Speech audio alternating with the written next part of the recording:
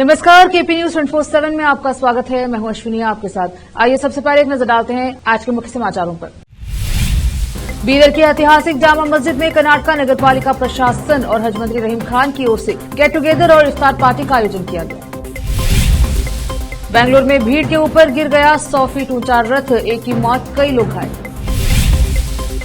प्रधानमंत्री मोदी ने राम मनोहर लोहिया को श्रद्धांजलि अर्पित की। सांसदों की संख्या में छेड़छाड़ से बिगड़ेगा संघीय संतुलन, परिसीमन पर बैठक के बाद बोले केटी रामाराव। बांग्लादेश में अल्पसंख्यकों के खिलाफ हिंसा पर संघ ने जताई चिंता, कहा प्रताड़ना की धार्मिक वजह।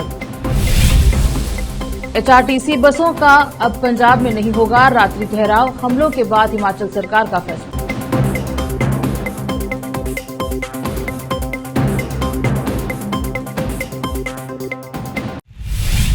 अब समाचार विस्तार से।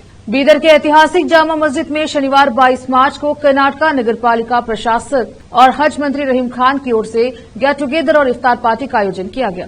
साथ ही सभी रोजेदारों के लिए भोजन की व्यवस्था भी की गई। इस दावते इफ्तार में बीदर सांसद सागर खंडरे, बीदर डीसी शिल्पा शर्मा, बीदर एसपी प्रदीप गुंटी, बीदर तहसीलदार डीजे महत, बीदर जिला पंचायत गारंटी अध्यक्ष Amritrao Chimkode, Karnataka state sports wing के president Mohammad Parvez Khan, Noor college of nursing के प्रिंसिपल डॉक्टर यूसुफ खान, बीदर जिला हज कमेटी अध्यक्ष Mansoor Khadri, Bhante Gyan Prakash, Bidar CMC chairman Mohammad Gaus, KUWJ Bidar के अध्यक्ष डीके गणपति के अलावा नगर सभा के सभी काउंसलर और भारी संख्या में रोजेदार आदि उपस्थित रहे। इस अवसर पर कांग्रेस के सिटी प्रेसिडेंट मोहम्मद यूसुफ ने आए हुए सभी मुख्य अतिथियों का सम्मान किया। इस अवसर पर मंत्री रहीम खान, सांसद सागर खंडरे, बीदर डीसी शिल्पा शर्मा ने मीडिया से बात की। केपी न्यूज के कैमरामैन महेश डिगे का कवरेज। बेंगलुरु के अनेकल में उत्सव के दौरान 100 फीट ऊंचा रथ गिर गया, जिसमें 2 लोग घायल हो गए। ग्रामीण एसपी ने अस्पताल में इलाज के दौरान एक व्यक्ति की मौत की पुष्टि की है। घटना शनिवार की शाम करीब 6 बजे की है। इस घटना का वीडियो सामने आया है, जिसमें देखा जा सकता है कि कैसे 100 फीट ऊंचा रथ अचानक डगमगाने लगता है और लोगों की भीड़ के ऊपर ही गिर जाता है। जानकारी के मुताबिक बेंगलुरु के अनेकल के पास होसूर में गांव के एक मेले में मधुरम्मा देवी जात्रे में देवी प्रतिमा लेकर जा रहे एक 100 फीट का रथ भीड़ के ऊपर गिर गया।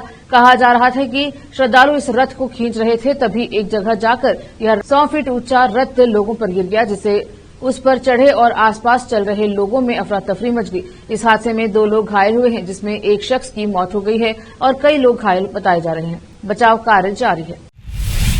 प्रधानमंत्री नरेंद्र मोदी ने समाजवादी नेता राम मनोहर लोहिया की जयंती पर रविवार को उन्हें श्रद्धांजलि अर्पित की और उनके योगदान की सराहना करते हुए कहा कि वह सामाजिक न्याय के प्रतीक थे, जिन्होंने अपना जीवन वंचितों को सशक्त बनाने एवं एक मजबूत भारत के निर्माण के लिए समर्पित कर दिया। नेता राम मनोहर लोहिया का जन्म 1910 में हुआ था। उन्होंने जन राजनीति में निहित अपने विचारों से समाजवादी राजनीति को समृद्ध किया और कांग्रेस पार्टी को चुनौती देने के लिए विपक्षी दलों के संगठन का नेतृत्व करने में भी महत्वपूर्ण भूमिका निभाई। वह अनेक नेताओं और विभिन्न राजनीतिक दलों के लिए प्रेरणा स्रोत रहे। 1967 में उनका निधन हो गया। पीएम मोदी ने एक्स पर एक पोस्ट में कहा, डॉक्टर राम मनोहर लोहिया का उनकी जयंती पर स्मरण करता हूं। एक दूरदर्शी नेता, प्रखर स्वतंत्रता सेनानी और सामाजिक न्याय के प्रतीक, उन्होंने अपना जीवन वंचितों को सशक्त बनाने और एक मजबूत भारत के निर्माण के लिए समर्पित कर दिया। तेलंगाना के मुख्यमंत्री रेवंत रेड्डी ने शनिवार को आरोप लगाया कि अगर केंद्र सरकार जनसंख्या के आधार पर लोकसभा चुनाव के परिसीमन का फैसला करती है, तो इससे दक्षिण भारत की राजनीतिक आवाज कमजोर हो जाएगी। चेन्नई में तमिलनाडु के मुख्यमंत्री एमके स्टालिन द्वारा आयोजित एक बैठक में रेड्डी ने कहा कि अगर ऐसा हुआ तो उत्तर भारतीय राज्य जैसे यूपी, बिहार, मध्य प्रदेश और राजस्थान देश पर हावी हो जाएंगे, जबकि दक्षिणी राज्य पीछे रह जाएंगे। सीएम रेड्डी ने परिसीमन का विरोध करते हुए कहा कि जनसंख्या के आधार पर परिसीमन के स्वीकार नहीं किया जा सकता, क्योंकि इससे दक्षिण भारत को राजनीतिक रूप से नुकसान होगा। उन्होंने इस मुद्दे पर सभी दक्षिण भारतीय राज्यों और पंजाब को एकजुट होने का आह्वान किया। रोकते हैं समाचारों का सिलसिला, लेते हैं छोटा सा ब्रेक। हिंदुस्तान के हर कोने में हम हैं मौजूद। 24 घंटे हालात पर गहरी नजर, खबरों से जुड़े चुपते सवालात, और आपको दिखाता है धार्मिक, सामाजिक, राजनीतिक, लोकल और इंटरनेशनल न्यूज की सबसे बेहतर कवरेज, जो आपको रखती है हर पल बाखबर। देश और दुनिया भर की खबर के लिए देखते रहें KP News 24/7। Noor education trust Bidar की ओर से चलाए जाने वाला Noor MEd and BEd college Bidar, recognised by NCTE Delhi and affiliated to Bidar University Bidar. Admission are open for the academic year 2024-25. विशेषज्ञ और सक्षम शिक्षकों द्वारा शिक्षा प्राप्त करने के लिए नूर एमएड एंड बीएड कॉलेज में दाखिला लें और शांत वातावरण में शिक्षा प्राप्त करें। बीदर शहर में बेहतर शिक्षा का एकमात्र केंद्र Noor MEd and BEd college, Shahpur gate, Bidar. Phone numbers 9945283920, 8482221297।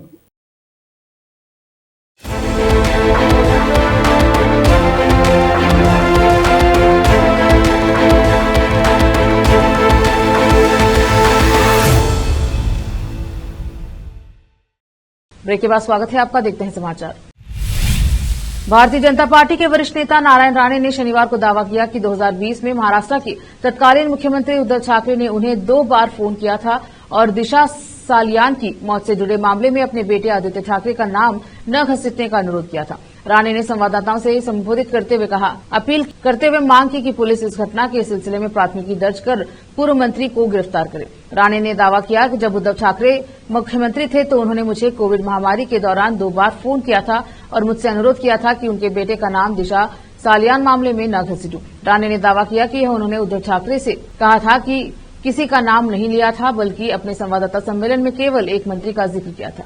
Rane ने कहा पुलिस अब तक जुटाए गए सबूतों के आधार पर प्राथमिकी दर्ज करे और उन्हें गिरफ्तार करे। हालांकि उद्धव ने राणे के दावे को खारिज करते हुए कहा उनके बेटे आदित्य का इस मामले से दूर दूर तक कोई लेना देना नहीं है। परिसीमन के मुद्दे को लेकर आज तमाम विपक्षी दलों के मुख्यमंत्रियों और नेताओं की बैठक चेन्नई में हुई। इस बैठक को ज्वाइंट एक्शन कमेटी नाम दिया गया। इस बैठक की अध्यक्षता तमिलनाडु सीएम एमके स्टालिन ने किया है। वहीं इस बैठक में तेलंगाना की प्रमुख विपक्षी बीआरएस के कार्यकारी अध्यक्ष केटी रामाराव भी शामिल हुए। इस बैठक के बाद पत्रकारों से बात करते हुए केटी रामाराव ने कहा हम प्रस्ताव कर रहे हैं कि केंद्र सरकार को राज्य के भीतर विधानसभा सीटों की संख्या बढ़ानी चाहिए ताकि जहां भी जनसंख्या में वृद्धि हो, प्रतिनिधित्व, बेहतर प्रशासन और विकेंद्रीकरण की चुनौतियां से निपटा जा सके, क्योंकि सांसदों की संख्या में छेड़छाड़ संघीय संतुलन को बिगाड़ देगी। बीआरएस के कार्यकारी अध्यक्ष और विधायक केटीआर ने आगे कहा यदि आप सांसदों की सीटों को संख्या बढ़ाने के लिए दृढ़ है तो या तो राष्ट्रीय औसत वृद्धि दर ले हर राज्य के लिए समान अनुपात बनाए रखे। केवल जनसंख्या ही परिसीमन का मानदंड क्यों नहीं होनी चाहिए। यदि भारत को वास्तव में 2047 तक महाशक्ति बनना है तो आज का क्रम सहकारी संघवाद है, न कि बलपूर्वक संघवाद। इस दौरान केटीआर ने परिसीमन पर पहली संयुक्त कार्यवाही समिति की बैठक पर कहा हमने 2 बात कही। पहली, अगर परिसीमन अधिक प्रतिनिधित्व के लिए है तो हम हर राज्य में विधायकों की सीटों की संख्या क्यों नहीं बढ़ाते, तो यही हमारा प्रस्ताव है। दूसरी बात, अगर संसद में की सीटों की संख्या बढ़ानी है तो उसे उसी अनुपात में बढ़ाना होगा जो आज है, अन्यथा यह उन राज्यों के साथ वास्तव में अन्याय होगा जिन्होंने हर संकेतक पर असाधारण रूप से अच्छा प्रदर्शन किया, चाहे वह शिक्षा हो, सामाजिक संकेतक हो या यहां तक कि जनसंख्या भी नियंत्रण और स्वास्थ्य आदि। तमिलनाडु के मुख्यमंत्री एमके स्टालिन ने लोकसभा परिसीमन मुद्दे पर राजनीतिक और कानूनी योजना तैयार करने के लिए एक विशेषज्ञ समिति गठित करने का समर्थन किया। उन्होंने निष्पक्ष परिसीमन की वकालत करते हुए कहा कि लोकतांत्रिक प्रतिनिधित्व को मजबूत करने के उद्देश्य से उठाए गए कदमों की कोई समस्या नहीं है। संयुक्त कार्यवाही समिति की पहली बैठक को संबोधित करते हुए स्टालिन ने कहा अगली जनगणना के आधार पर निर्वाचन क्षेत्रों का आगामी या भविष्य में होने वाला जनसंख्या आधारित परिसीमन कुछ राज्यों को बहुत अधिक प्रभावित करेगा। वक्त एक और छोटे से ब्रेक का, जल्द लौटेंगे ब्रेक के बाद। हिंदुस्तान के हर कोने में हम हैं मौजूद। 24 घंटे हालात पर गहरी नजर, खबरों से जुड़े चुपते सवालात और आपको दिखाता है धार्मिक, सामाजिक, राजनीतिक, लोकल और इंटरनेशनल न्यूज की सबसे बेहतर कवरेज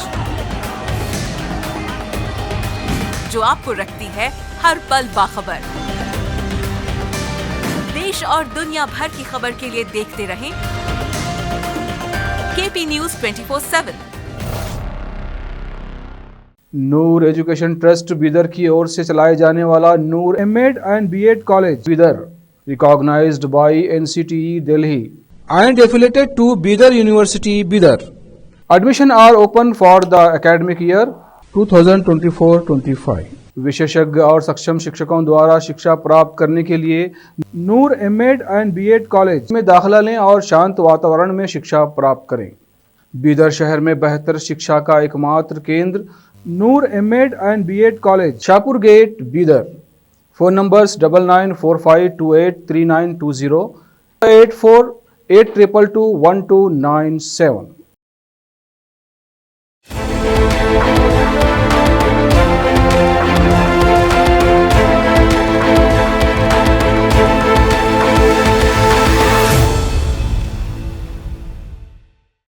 ब्रेक के बाद स्वागत है आपका। देखते हैं समाचार।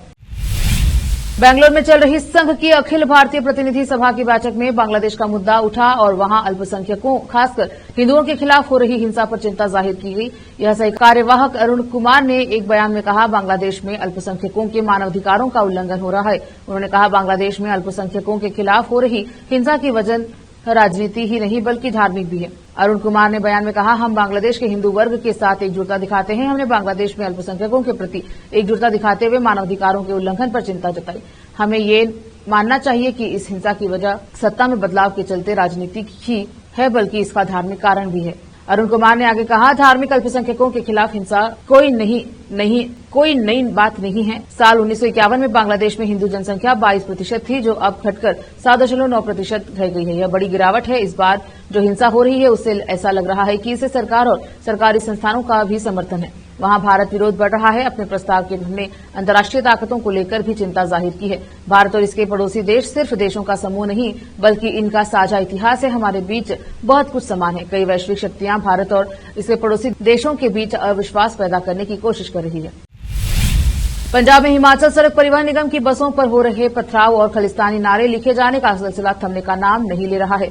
इसे लेकर हिमाचल प्रदेश सरकार यात्रियों के साथ ही चालकों और परिचालकों की सुरक्षा को लेकर चिंतित है और इसके मद्देनजर सरकार ने पंजाब में बसों का रात्रि ठहराव न करने का फैसला किया है। हिमाचल सरकार लगातार पंजाब सरकार से घटनाओं पर रोक लगाने और कार्यवाही करने को लेकर बातचीत कर रही है। उधर एंटी टेररिस्ट फ्रंट ने शनिवार को शिमला आईएसबीटी में पंजाब की बसों पर भारत माता की जय पोस्टर लगाए और प्रदेश के मुख्यमंत्री सुखविंदर सिंह सुक्खू के विधानसभा में खालिस्तानी समर्थकों के खिलाफ कठोर कानून बनाकर देशद्रोह का मामला दर्ज करने की मांग की। हिमाचल प्रदेश के डिप्टी सीएम मुकेश अग्निहोत्री ने कहा, जब तक पंजाब सरकार हिमाचल की बसों और यात्रियों की सुरक्षा सुनिश्चित नहीं करती तब तक पंजाब में बसों का ठहराव नहीं होगा। हिमाचल सरकार के अधिकारी पंजाब सरकार से बातचीत के लिए भेजा जा रहे हैं और केंद्र सरकार से भी इस मामले को लेकर बातचीत की जा रही है, जिससे स्थायी समाधान सुनिश्चित हो जाए। एचएसआरटीसी के 600 रूट की बसें पंजाब या पंजाब होते हुए दूसरे राज्यों में जाती हैं। ऐसे में सरकार यात्रियों के साथ ही चालकों और परिचालकों की सुरक्षा को देखते हुए कुछ रूट सस्पेंड करने पर भी विचार कर रही है। उड़ीसा में बारिश और ओलावृष्टि के साथ आकाशीय बिजली गिरने से जान माल का भारी नुकसान हुआ है।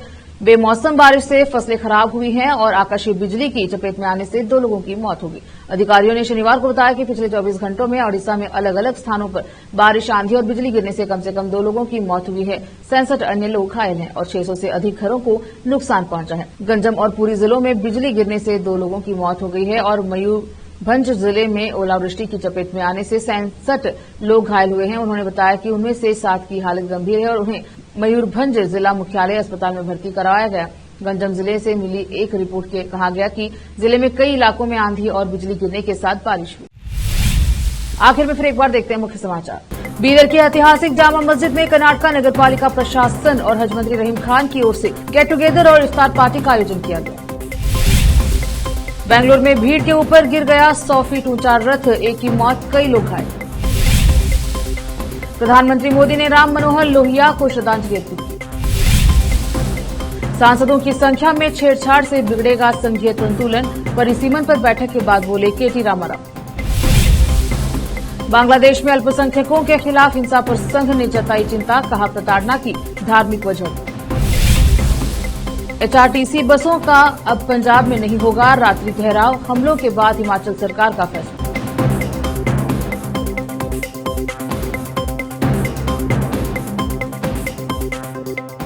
केपी न्यूज के बुलेटिन में अब तक के लिए इतना ही। देखते रहिए केपी न्यूज 24/7। अधिक जानकारी के लिए केपी न्यूज 24/7 को लाइक, शेयर एंड सब्सक्राइब जरूर करें। धन्यवाद।